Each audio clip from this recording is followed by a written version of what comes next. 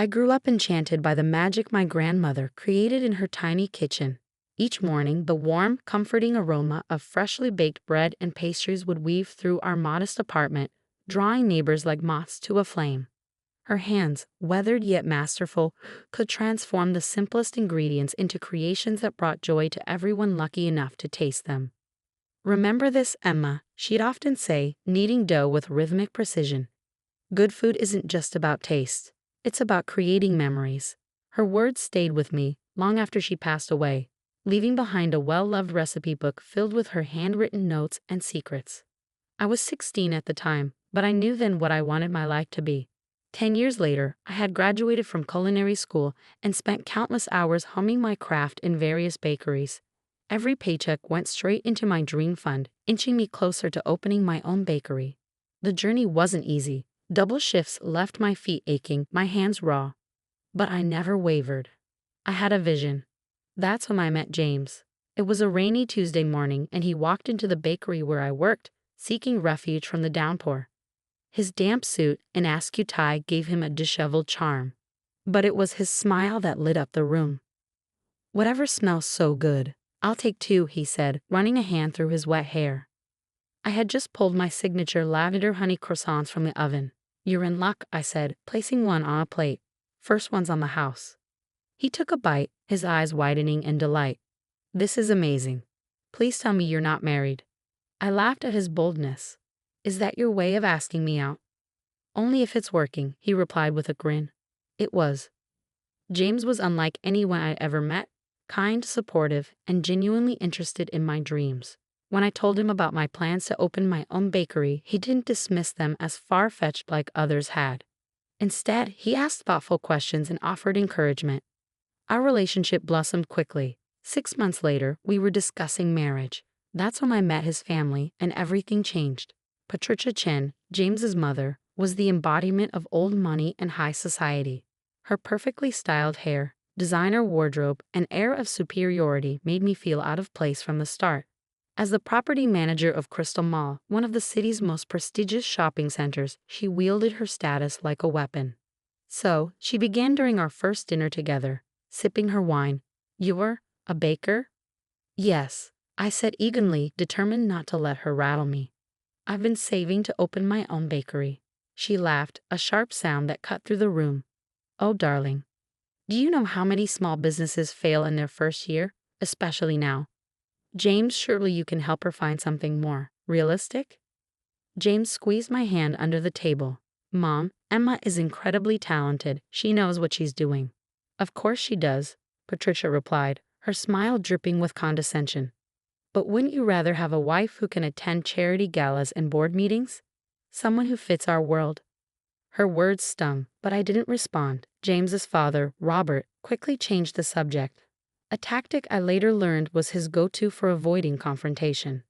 Despite Patricia's disdain, James and I married 6 months later in a small ceremony. It was far from the grand affair Patricia had envisioned, and she made her disappointment known at every turn. At the same time, I was quietly working toward my bakery dream. A chance meeting with Marcus Sterling, a prominent real estate developer, changed everything. Impressed with my business plan and vision, Marcus offered to invest in my bakery, providing the capital to launch not just a small shop, but a high-end bakery and cafe concept with room to grow. What neither James nor Patricia knew was that Marcus owned Crystal Mall, where Patricia worked. When my application for a space crossed her desk, she dismissed it out of hand. "A bakery? Here," she scoffed. "This is a luxury mall, not some roadside stand." What she didn't know was that Marcus had already approved my tenancy. Her rejection was merely a formality. 2 weeks later, construction began on Sweet Heritage in the heart of Crystal Mall. Patricia's fury was palpable when she discovered her veto had been overruled, but there was nothing she could do. On the eve of the grand opening, she stopped by, her expression a mix of disdain and smugness. "When this fails, and it will fail, don't expect James to pick up the pieces," she said, her tone cold. I smiled, holding back the truth. "Thank you for your concern, Patricia. Care for a coffee? We're testing the machines." The next morning, Sweet Heritage opened its doors to a crowd of eager customers.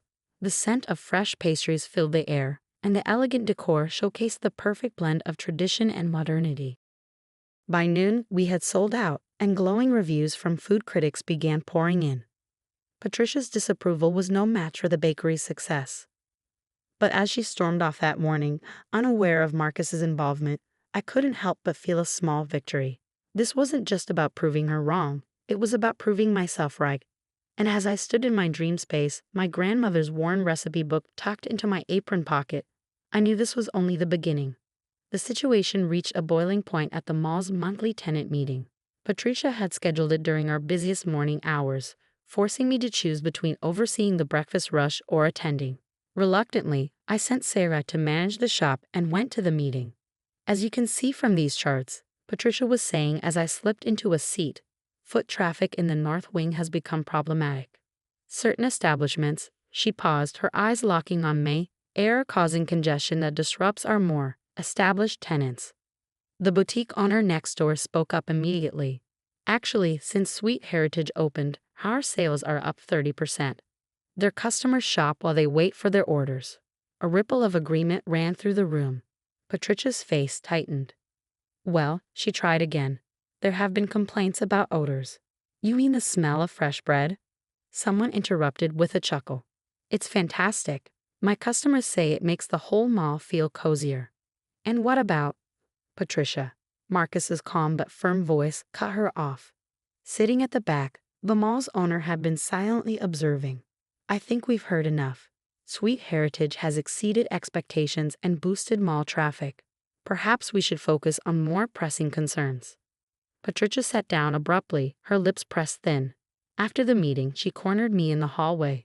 I don't know how you fooled everyone, she hissed, but this won't last. You're not good enough for this mall, or for my son. Mom, James's voice startled her. He'd arrived to meet me for lunch. Patricia immediately softened. James, darling. I was just expressing concern about the stress Emma must be under, running a business like this. Surely you prefer her to have more time for family. The only stress I feel, I said evenly, comes from your constant interference. How dare you? Patricia snapped. I'm only thinking of my son's happiness. No, James interjected, his tone sharp. You're thinking of yourself. Emma has built something incredible. Why can't you just support her? Patricia's eyes glistened with well-timed tears. I see she's turned you against me. What kind of woman drives a wedge between a mother and her son? The kind who's transforming your entire mall, Marcus said, approaching Patricia, my office. Now. We watched them walk away. James shook his head. I'm so sorry, Emma. I didn't know she was being this awful. It's not your fault, I said, though a part of me wished he'd seen it sooner. Before I could say more, Sarah rushed up, breathless. Emma, the food critic's review is live. The review was everything we'd hoped for, glowing praise for our innovative recipes, warm atmosphere, and excellent service. By evening, our shop was busier than ever, with new customers and even a few well-known food bloggers. Patricia didn't show up at the mall for several days. Gossip hinted at lengthy meetings with Marcus. I kept quiet, waiting for the right moment. That moment came Sunday evening at a family dinner Patricia insisted on hosting. To discuss some changes, she said cryptically. The meal was tense. Patricia picked at her food while Robert made awkward small talk. Finally, she cleared her throat. There have been developments at work, she began. James frowned. What's going on?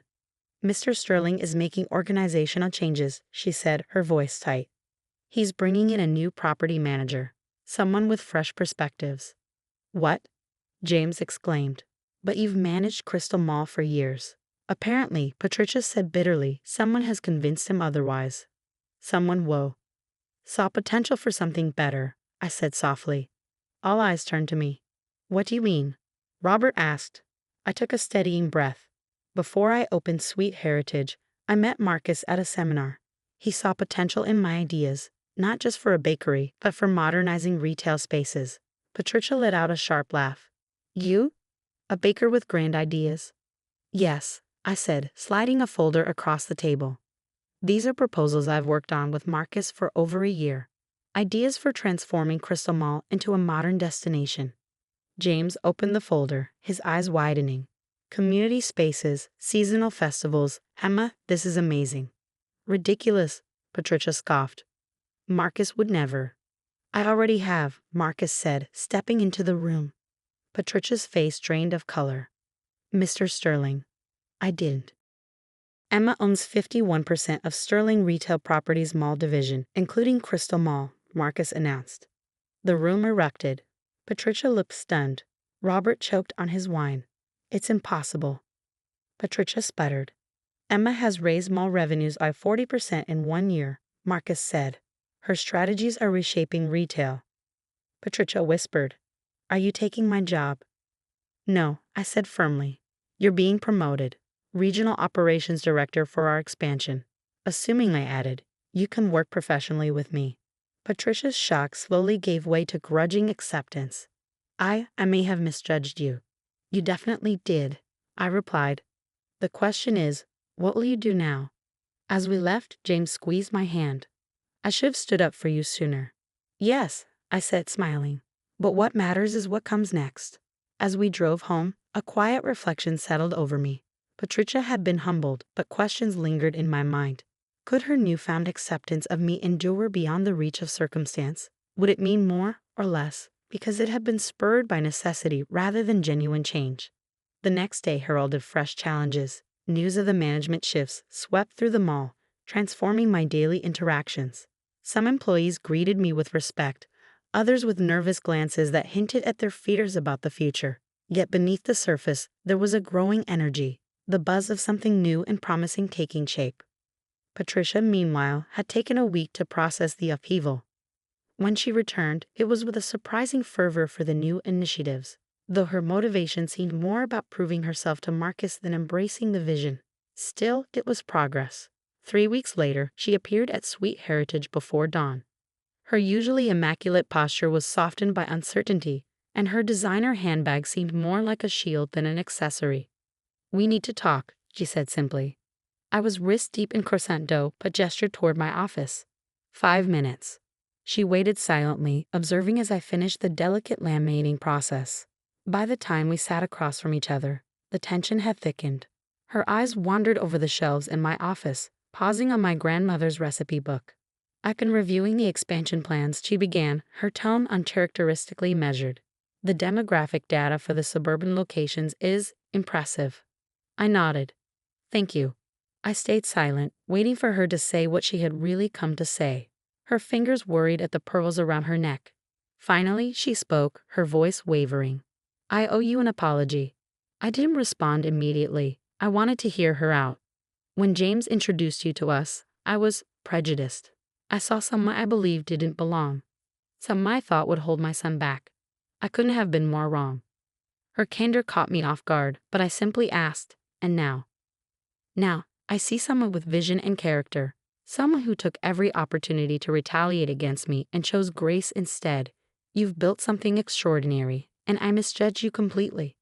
I leaned back in my chair, crossing my arms. And what changed your mind? You did, she said softly. Your actions, your resilience. And this place, it's more than a bakery, isn't it?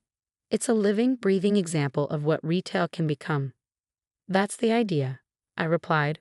Retail isn't just about transactions anymore. It's about creating connections and experiences, about telling stories.